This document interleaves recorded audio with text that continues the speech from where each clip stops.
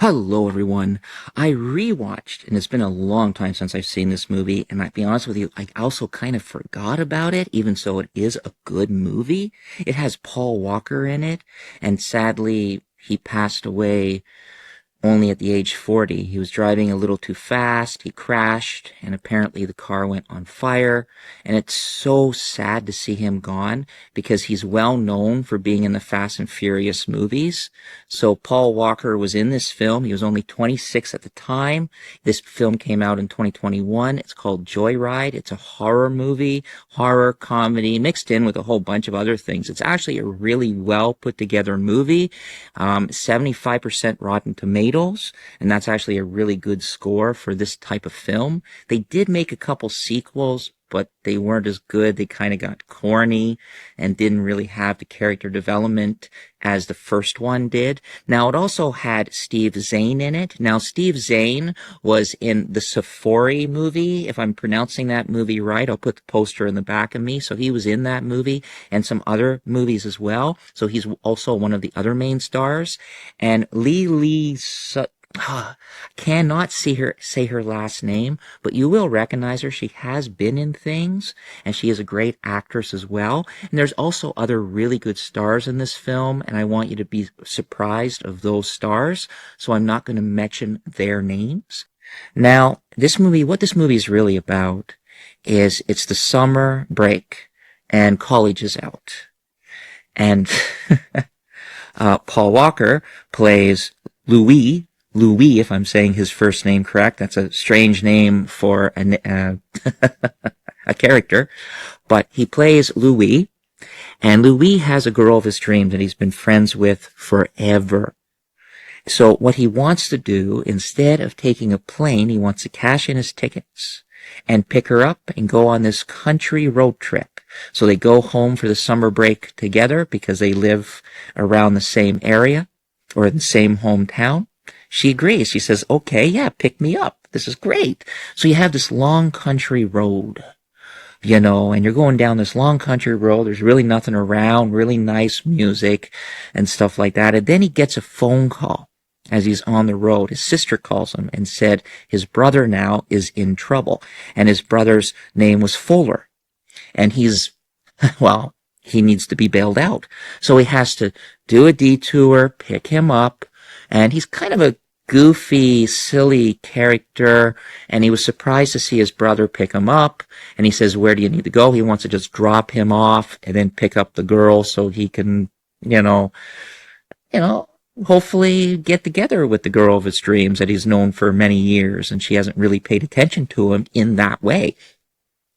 But it doesn't seem to work out that way. They get into a little bit of a scuffle. They have to get their car repaired. And as her car is getting repaired, he puts in a CD, or a CB radio that truckers use. Truckers use a CB, radio to contact each other. He puts it in and thought it would be fun. His brother is like that. He just does these spare in the moment things. And then he's telling his other brother, Louis, he says, Louis, come on, make that voice. Talk to a trucker in a girl's voice. Let's prank a trucker. Wrong mistake. You picked the wrong trucker to mess with. So he's pretending he's a girl. It went a little too far. And then now the trucker is out to get them because he did not like to be pranked.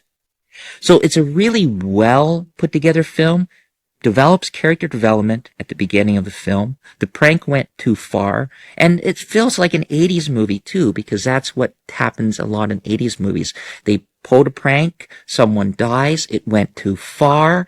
I'm not saying that's what happened in this film.